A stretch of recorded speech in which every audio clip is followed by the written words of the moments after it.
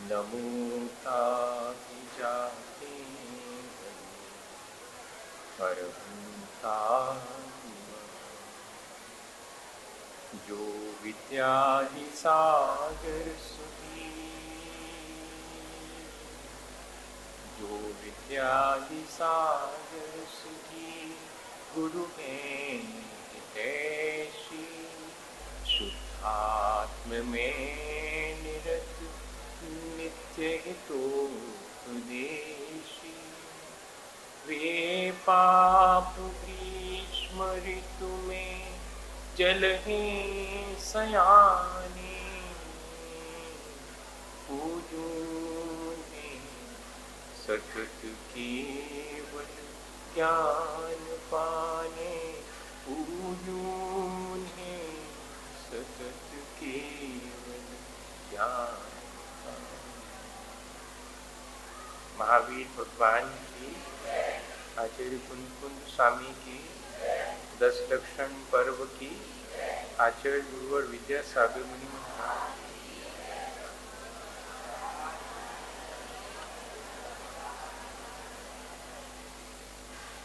हम सब लोग अपने जीवन को अच्छा बनाने के लिए पिछले दिनों से लगातार जैसा आचार्य भगवंतों ने हमारे जीवन को अच्छा बनाने के लिए धर्म का उपदेश दिया है, धर्म धारण करने के लिए हमें कहा है, सो हम उसी दिशा में विचार भी कर रहे हैं और धारण करने के लिए यथाशक्ति प्रयत्न भी कर रहे हैं।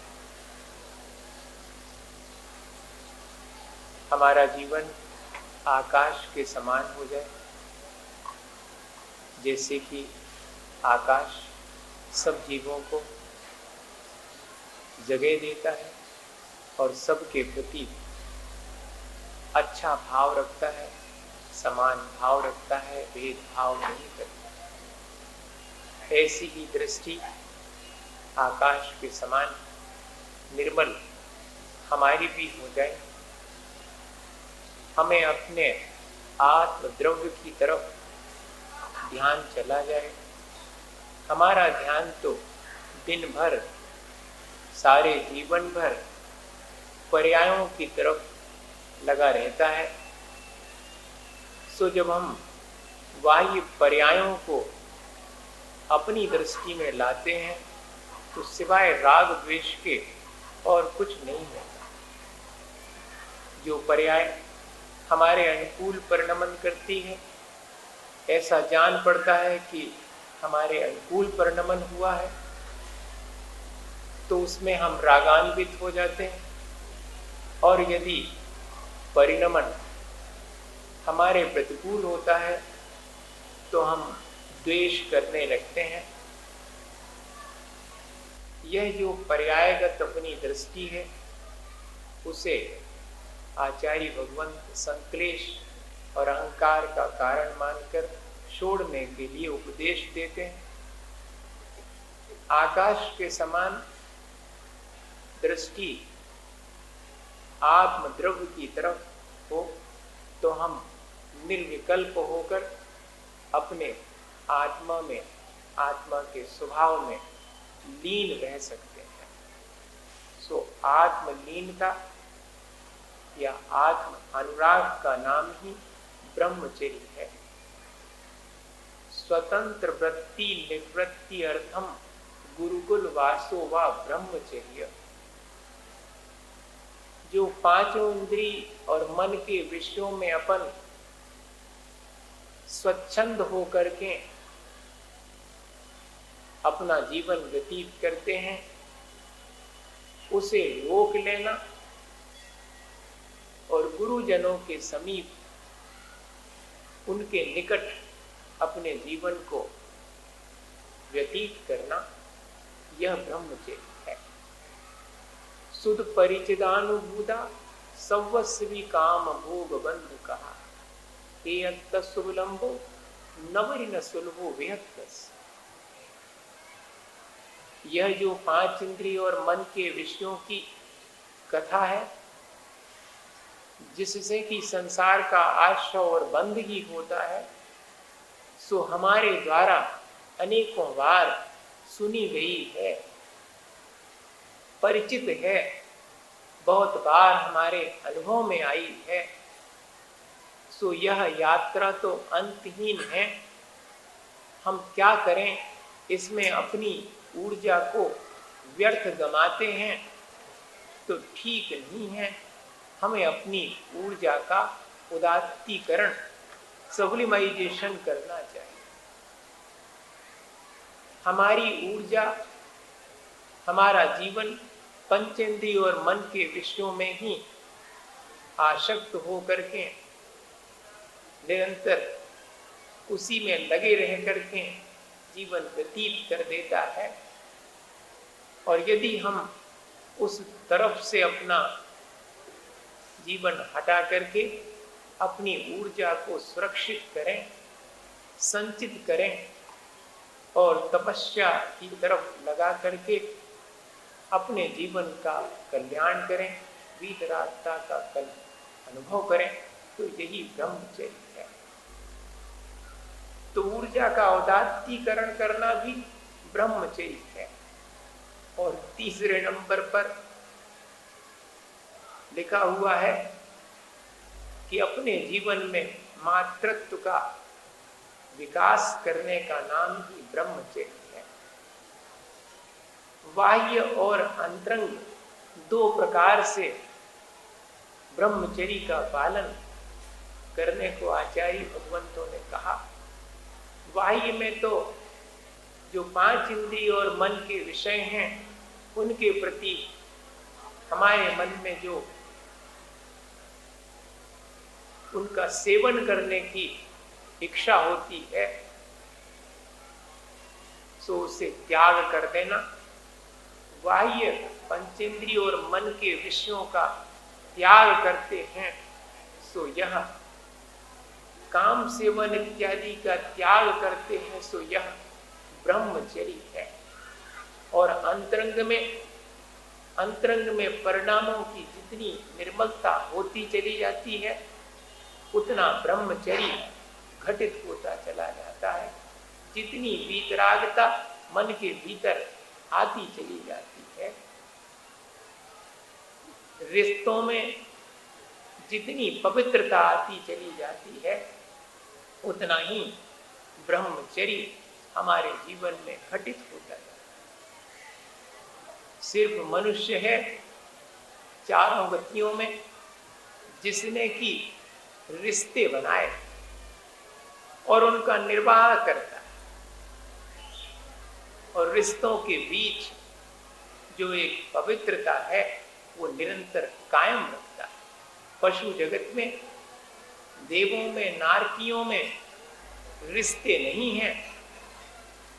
हमने तो रिश्ते बना करके, संबंध बना करके अपने मन को बाह्य में नियंत्रित कर दिया और उसके माध्यम से अपने अंतरंग के परिणामों को भी निर्मल करने के लिए हम प्रयत्न करते हैं।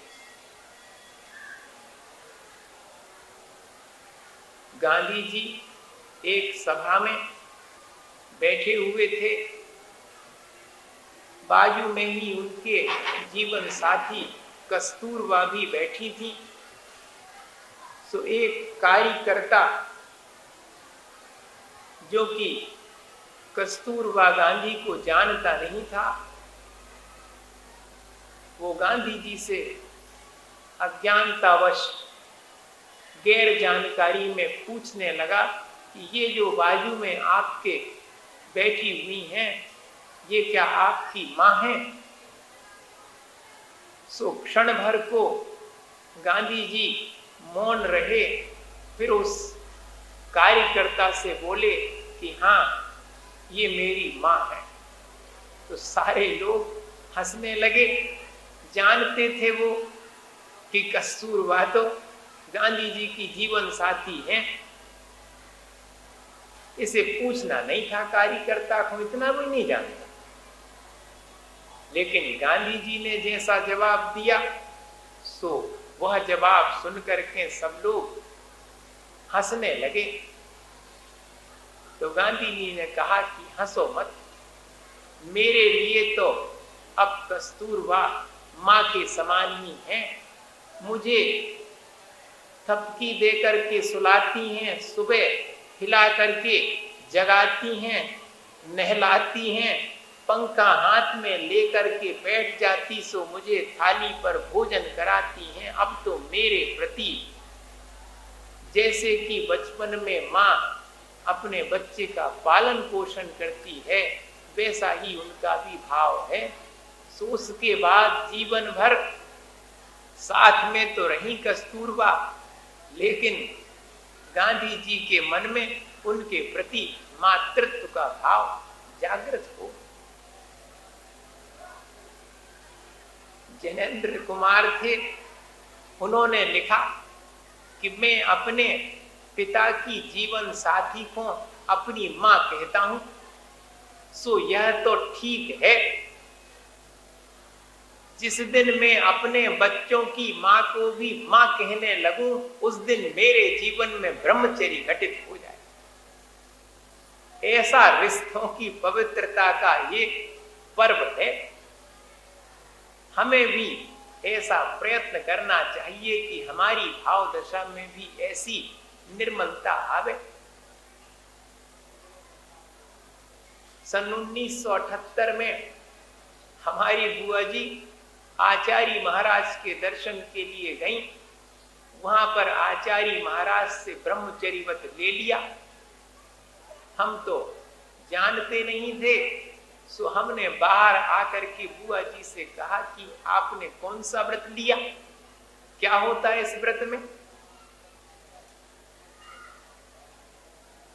सो मुझे छोटा जान करके बुआ जी बोली कि बेटे तुम्हें कैसे समझाऊं, कभी अवसर मिलेगा तो मैं तुम्हें समझाऊं। और बात आई गई हो गई।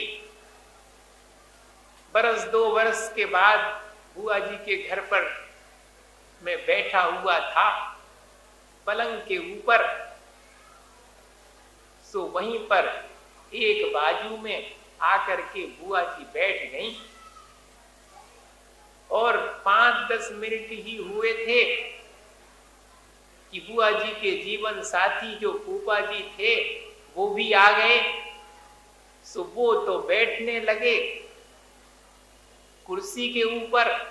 तो बुआ जी ने कहा कि मेरे एक तरफ इसी पलंग पर आकर के बैठ जा। समझ नहीं पाए, न मैं समझ पाया।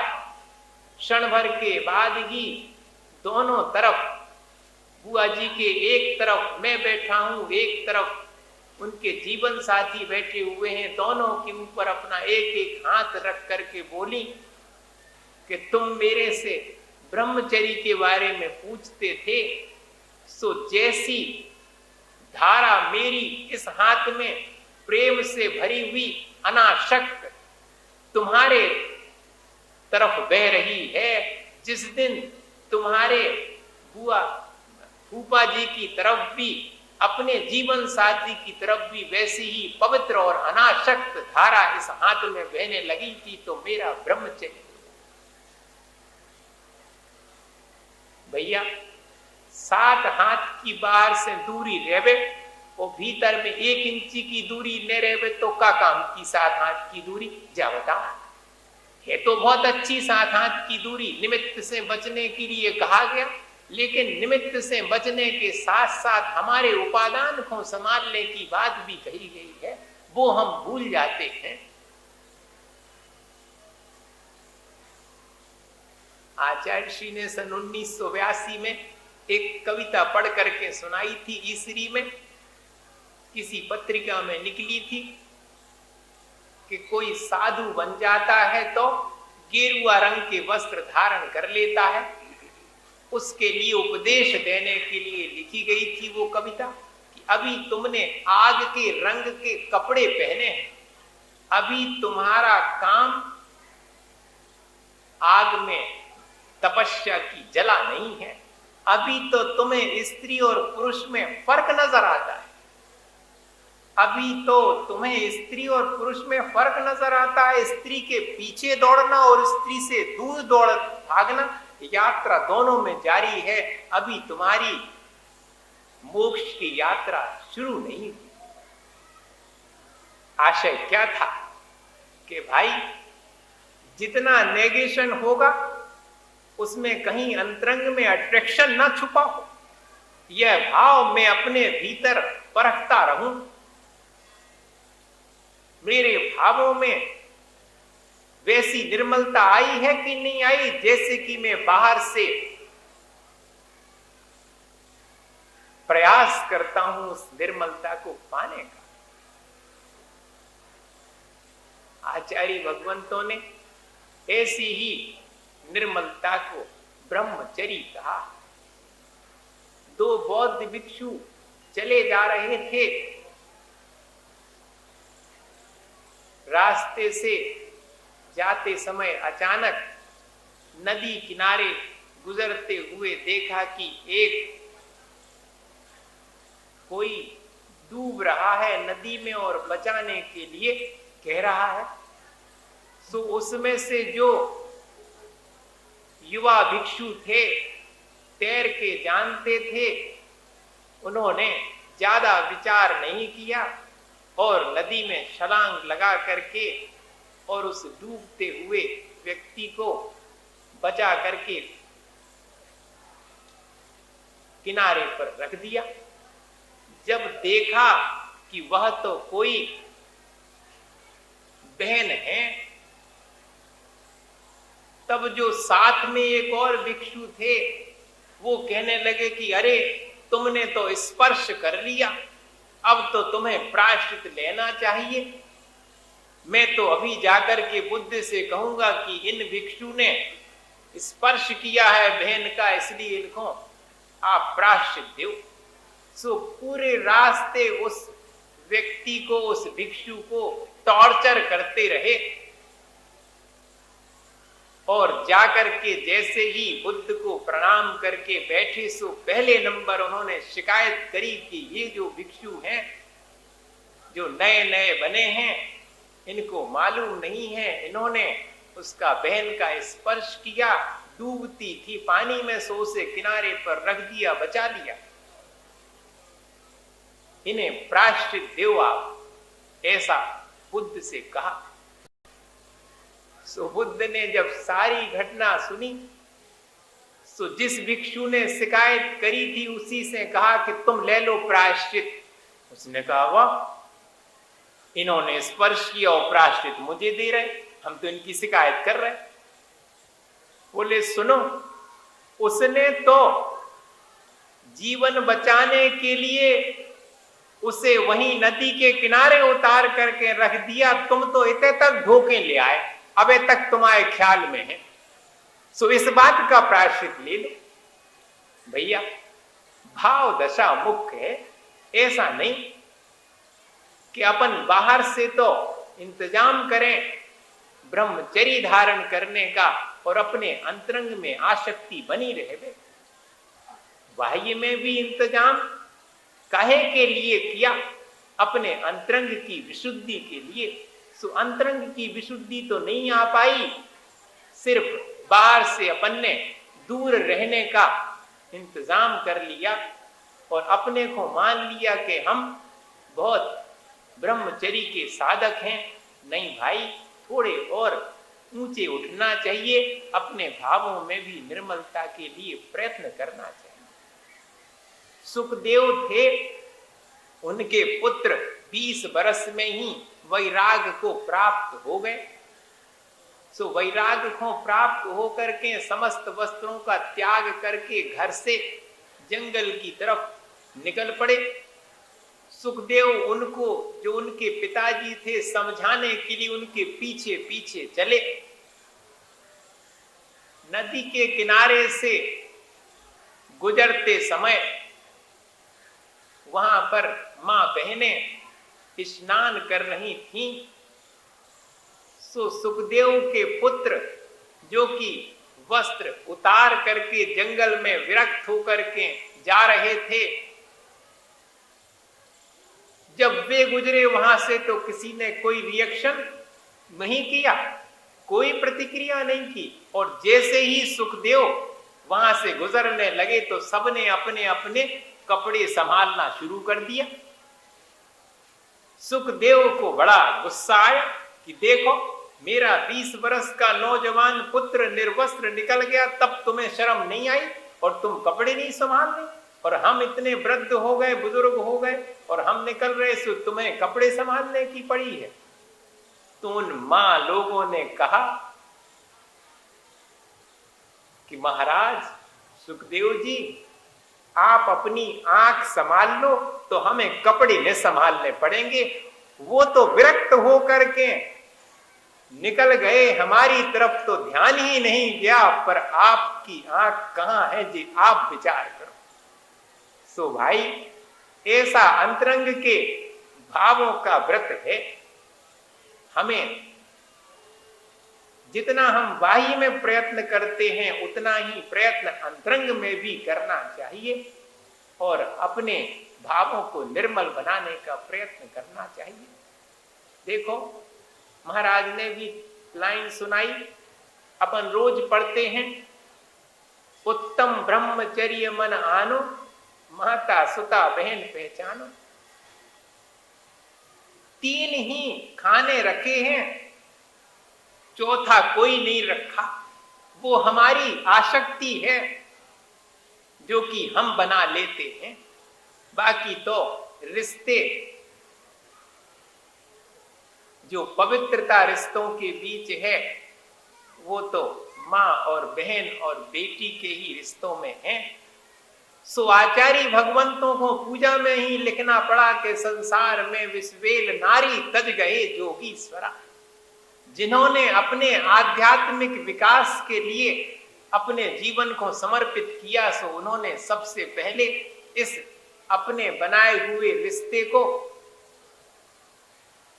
वहीं पर रोक दिया कि नहीं, ये चौथा वाला रिश्ता अब मेरे आध्यात्मिक विकास के लिए आवश्यक नहीं है। सो किसे तज दिया? तज गए जोगीश्वरा नारी।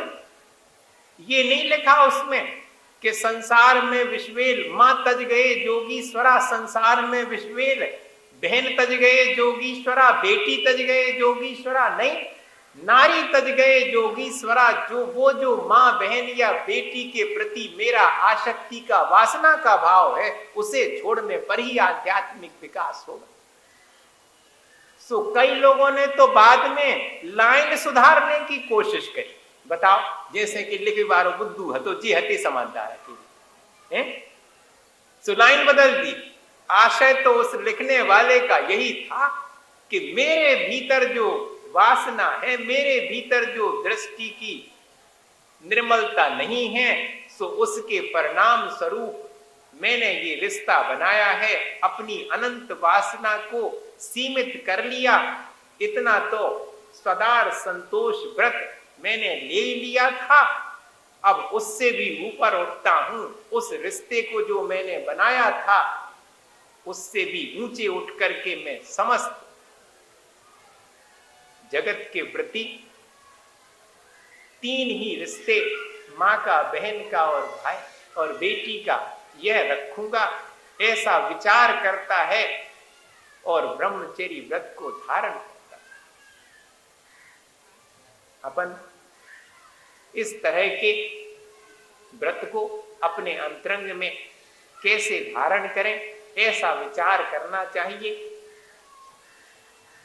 स्वस्थ मानसिकता बहुत जरूरी है, भगवान की भक्ति जरूरी है, इंद्रियों पर विजय जरूरी है, और अच्छे लोगों की संगति, अच्छे साहित्य की संगति, अच्छी चीजों की संगति जरूरी। इन सब का भी अपने ऊपर असर पड़ता है। खोटी संगति होए, खोटा साहित्य होए, तो ये सब भी निमित्त बन सकता हमारे भावों की विकृति में। सो आचार्य भगवंतों ने इससे भी बचने के लिए कहा, और 5 इंद्रिय और मन के विषयों को भी धीरे धीरे परिमित करते जाओ, उनके प्रति भी आसक्ति घटाते जाओ। और जितना बने उतना ठाठ बाट से भगवान की पूजा करो, उनके गुणगान करो, और सबसे बड़ी चीज अपनी मानसिकता को स्वस्थ रखो। मानसिकता स्वस्थ सब समझते हैं कि हमारी मानसिकता कहां अस्वस्थ हो गई। देखो सीता जी थी, सो रावण के लिए तो वही उनकी देह के प्रति आसक्ति का कारण बनी, और वही लक्ष्मण जी उनके लिए श्रद्धा का विषय थी, जिनको की पहचानते समय सिर्फ नूपुर ही पहचान में आए, क्योंकि वे उनके रोज चरण स्पर्श करते थे। अपने आप पहचान सकते हैं अपन की स्वस्थ मानसिकता रावण की है या लक्ष्मण जी की। सो ऐसी ही अपने अंदर भी अपनी स्वस्थ मानसिकता है कि नहीं है, ये अपन पहचान सकते हैं। बड़े आत्मविश्वास की आवश्यकता है इस स्वस्थ मानसिकता के प्राप्त करने के लिए। सीता जी का ही उदाहरण है, जब लोगों के कहने से, लोकापवाद से रामचंद्र जी ने वनवास दे दिया, और जब घर में रखने के लिए बात आई तो अग्नि परीक्षा देना होगी ऐसा कहा। सो पद्म पुराण में पंक्तियां लिखी हैं कि अग्नि कुंड में प्रवेश करने से पहले पंच परमेश्वर जी का स्मरण करके सीता जी ने कहा कि हे अग्नि, यदि मैंने स्वप्न में भी राम के सिवाय किसी और को अपने मन में स्मरण किया हो तो तू क्या मुझे जलाएगी? मैं तो अपने भावों से स्वयं ही जल गई। और अगर मैंने राम के सिवाय पर पुरुष को स्वप्न में भी स्मरण नहीं किया होगा तो तू मुझे क्या जलाएगी? मैं प्रवेश करती हूं, जला के देख। ऐसा आत्मविश्वास जिसके भीतर स्वस्थ मानसिकता है उसके ही भीतर आएगा। वरना तो हम किसी और की बहन के साथ बैठ करके बात करें सो तो ठीक, लेकिन दूसरा कोई हमारी बहन के साथ बात कर रहा है तो दाल में काला। लो, ये हो गई स्वस्थ मानसिकता। अपने मापदंड कुछ और दूसरे के लिए कुछ और। ये तो हमारी ही दृष्टि का दोष है। हमें पहले अपनी मानसिकता ठीक करनी चाहिए कि हमारे भीतर तो मन हमने पहले गंदा कर लिया, दूसरे का हो या नहीं हो ये कैसे कह सकते हैं। जैनेन्द्र कुमार की नातिन 11 वर्ष की थी, सो अपनी मां के साथ में नाना जी के घर आई। वो छोटी सी बेटी सो नाना जी के पास में खूब खेल रही थी, और खेलते खेलते जैसे बच्चे लोग चेहरे पर चुंबन कर लेते हैं वैसा ही उसने कर लिया नाना जी को खेल खेल में। उसकी मां ने अर्थात जैनेन्द्र कुमार की बेटी ने, जो बड़ी सारी थी, उन्होंने देख लिया। जैसे ही देखा तो उस 10-11 साल की बेटी से कहती कि तुझे शर्म नहीं आती जो नाना जी को चुम्मी ले रही? अब बताओ। जैनेन्द्र कुमार ने लिखा कि देखो तो उनके भीतर तो कोई विकार आया नहीं है, और हम अपने विकारों को उन पर आरोपित करते हैं और अपनी मानसिकता के साथ साथ उनकी भी मानसिकता को खराब करते। उसके बाद से इतनी भयभीत हुई वो 10-11 वर्ष की बेटी कि फिर भूल कर भी उसने वैसा नहीं किया। जैनेन्द्र कुमार को वैसा प्यार उसने नहीं किया। डर गई कि शायद समथिंग इज रॉन्ग, कुछ गलत हो गया। यह जो मानसिकता की विकृति है ये अपन बच्चों के भीतर खुद डालते हैं अपने भीतर होने की वजह से। वरना तो पहले 10-11 साल के बच्चे वस्त्र पहने हैं कि नहीं पहने हैं, ऐसे ही घूम रहे हैं, तो उनके भीतर कहीं कोई विकार उत्पन्न नहीं होता था। आज तो छोटे छोटे बच्चों को भी देखें मेरे साथ लड़का पढ़ता था एक, उसने मुझे एक दिन बताया कि उस समय सन 74-75 में कि जमाना कितना बदल गया भाई। मैंने कहा क्यों, क्या हुआ? बोले मैं रास्ते से चला जा रहा था, एक 4-5 बरस की बेटी थी, मैंने उसको थोड़े अलग हटा करके और निकलने के लिए रास्ता किया, तो वो मेरे से बोलती कि तुझे शर्म नहीं आती है जो मुझे स्पर्श करता है? अब बताओ, अब 4-5 बरस की बेटी के अंदर ऐसा विकार भाव उत्पन्न हो। भाई ये तो मन में आने वाला व्रत है, सो अपन को अपने मन में स्वस्थ विचार और भावों की निर्मलता का प्रयत्न करना चाहिए। बाहर से कछु न करो चाहिए, जाने कह रहे हम, बाहर से हमने जो दूरी बनाई है उसकी सार्थकता अपने मन की विशुद्धि में है। सो वह मन की विशुद्धि, मन की निर्मलता भी अपनी बनी रहे, यह अपन को आज के दिन प्रयत्न करना चाहिए। अपना मन पांचों इंद्रिय और मन के विषयों की तरफ जल्दी से चला जाता है और अस्वस्थ हो जाता है, उनको पाने की आकांक्षा अपने भीतर आ जाती है। सो धीरे धीरे करके पांचों इंद्रिय और मन के विषयों के प्रति अनासक्त हो करके अपने आत्मा का जो वीतराग स्वभाव है उसमें अधिक से अधिक रमण करने का अपन प्रयत्न करें, तो भाई अपने भीतर ब्रह्मचर्य क्षण भर में आने के लिए अपन स्वयं महसूस करेंगे कि आ गया है ब्रह्मचर्य। ऐसा आज का ये दिन ब्रह्मचर्य का है, अपन को भी ऐसा ही अभ्यास करना चाहिए। इसी भावना के साथ आचार्य गुरुवर विद्यासागर मुनि महाराज, हे गुरुवर शाश्वत सुख दर्शक, यह नग्न स्वरूप तुम्हारा है, जग की नश्वरता का सच्चा दिग्दर्शन करने वाला है।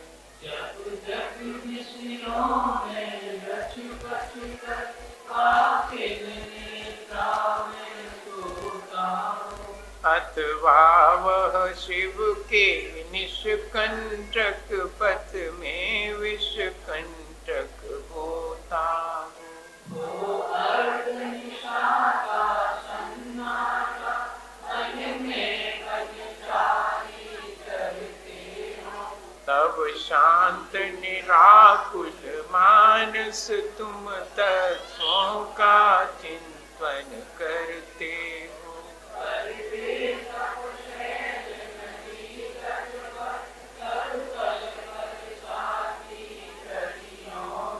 समतारस पान किया करते सुख दुख दोनों की घड़ियों में, अंतर द्वारा हर की वाणी मानो धरती हो कुल घड़ियां, भव बंधन तड़ तड़ टूट पड़े खिल जावे अंतर की कलियां।